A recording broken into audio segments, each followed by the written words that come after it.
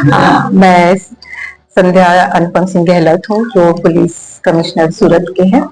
और पहले first of all of you happy women's day to all of you. आज अगर हम वुमेन्स डे की बात करते हैं तो वुमेन्स डे एक दिन नहीं कहा जा सकता, ये सिर्फ एक दिन के लिए नहीं सीमित है। और एक मार्च को हम इसको सेलिब्रेट इसलिए करते हैं क्योंकि ये इस दिन को एक स्पेशल डे आप कह सकते हो हम औरतों के लिए, बट हर एक दिन हमारे लिए स्पेशल होता है। और वो मैं आज के दिन अगर मैं बात करूं तो हमारी जो नारी शक्ति है वो हर क्षेत्र में आगे बढ़ चुकी है। आप कोई भी क्षेत्र उठा लें, साइंस ले लें या आप पुलिस में देख लें, डॉक्टर देख लें, टीचर्स देखें, कहीं पे हर जगह आगे हैं। बट समहाउ कहीं पे भी जो औरतें गृहिणी हैं और जो हाउसवाइफ हैं, अगर उनसे पूछा जाता है कि आप क्या कर रहे हो, तो वो सिंपल से जवाब देते हैं कि मैं कुछ नहीं कर रही, और सामने वाले को भी लगता है कि ये कुछ नहीं कर रहे हैं। बट ये सही नहीं है, क्योंकि गृहिणी का काम जो है वो कोई नहीं कर सकता। 24/7 जॉब होती है, without any salary, without any छुट्टी।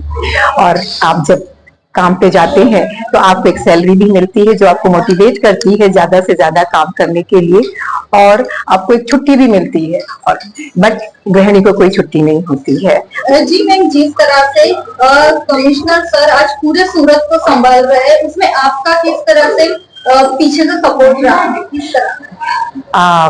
कमिश्नर सर सूरत शहर को संभालते हैं, मैं अपना पूरा घर संभालती हूँ, क्योंकि सर को तो पता भी नहीं होता कि घर में हो क्या रहा है।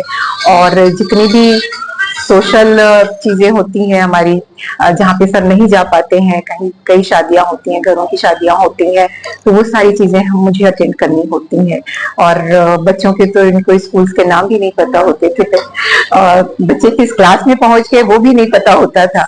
तो वो सब मैं करती हूँ। और ये सिर्फ मैं अपनी बात नहीं कर रही, ये हमारी पूरी पुलिस फैमिली में आप देखेंगे ना, तो हर कोई, हर औरत अपने हस्बैंड को पुलिस में इसी तरह सपोर्ट कर रही है कि वो पीछे खड़े होते हैं, तभी ये आगे जाके इतना काम कर पाते हैं। हम चाहते हैं, हम सभी पुलिस की औरतें, कि हम घर का माहौल ऐसा बना के रखें कि ये समाज को अपनी सेवा अच्छे से दे सकें। एडवोकेट प्रतिभा देसाई, आंतरराष्ट्रीय महिला दिवस निमित्ते हूँ दरेक महिलाने शुभकामना पाठવું છું। સાથે કહું છું કે આપણા ભારતની સંસ્કૃતિ રહી છે, આપણે ત્યાં શિવ અને શક્તિ બંને પૂજાય છે, તો કોઈ પણ મહિલાએ પોતે પણ ક્યારે પોતાને નબળી નથી માનવાની। તમારી આગવી શક્તિ જે પણ હોય તેને બહાર કાઢો, તમારી જે કુશળતા હોય તેને બહાર કાઢો। તમે ઘરની સાથે સાથે પરિવાર સાથે રહીને અને તમારા પાસે જે પણ તમારા સપના હોય કે તમારે કોઈને બાળકોને ભણાવવા છે કે તમારા બીજા કોઈ બિઝનેસ કરવું છે, તો તમે આગળ આવો, કોઈ સંસ્થાનો ઉપયોગ કરો અને તમારા સપનાઓ પૂરા કરો। જ્યારે કોઈ કપરી પરિસ્થિતિ આવે ત્યારે હાર નથી માનવાની અને આપણું જીવન ખૂબ અમૂલ્ય છે એમ સમજીને પરિવારની સાર સંભાળ લઈને પોતાની પણ કાળજી ખાસ લેવાની છે એ અને શુભકામના બી પાઠવું છું તમને। જી, તમે એક એડવોકેટની સાથે સોશિયલ વર્ક પણ ઘણા કરી ચૂક્યા છો, એક સ્ત્રી તરીકે તમને આ બધું કેવી રીતે પોસિબલ લાગે? હું એમ કહું છું કે ભગવાને છે ને સ્ત્રીને ખૂબ વિશેષ પાવર આપ્યો છે। એ ઘર પણ સંભાળી શકે છે, બિઝનેસ બી સંભાળી શકે છે અને સમાજ બી સંભાળી શકે છે। બસ તમારે એક પ્રાણ લેવાની જરૂર છે। અને મારી ડિક્શનરીમાં અશક્ય શબ્દ છે જ નહીં, તો હું દરેક મહિલાને કહીશ કે બસ તમે એક વખત નિશ્ચય કરો કે મારે આ કામ કરવું છે અને ઈશ્વર તમને એ મુકામ પર પહોંચાડશે। ખાલી નિર્ણય શક્તિનો જ અભાવ છે। મહિલાઓ ડરી જાય છે। ઘણી વખત એવું થાય છે કે જ્યારે કોઈ કાયદાકીય પ્રશ્નો પણ ઉભા થાય ને ત્યારે હું શું કરીશ, સમાજ શું કહેશે, હું પોલીસને કેમ કમ્પ્લેન કરું, તો આવું બધું વિચારવાનું નથી। તમે બિંદાસ રહીને તમે પોલીસનો સંપર્ક કરો, તમારું નામ કશે પણ જાહેર નહીં થશે અને તમને ન્યાય પણ મળશે।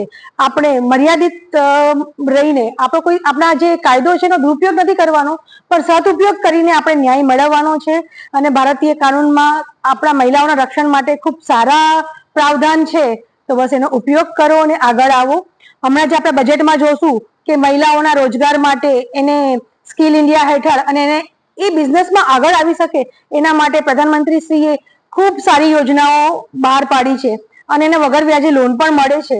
તો હું કહીશ કે ડિજિટલ ઇન્ડિયાના માધ્યમથી અને સ્કિલ ઇન્ડિયાના માધ્યમથી મહિલાઓ આગળ આવે અને રોજગાર ક્ષેત્રે પણ પોતાનું આગવું સ્થાન મેળવે।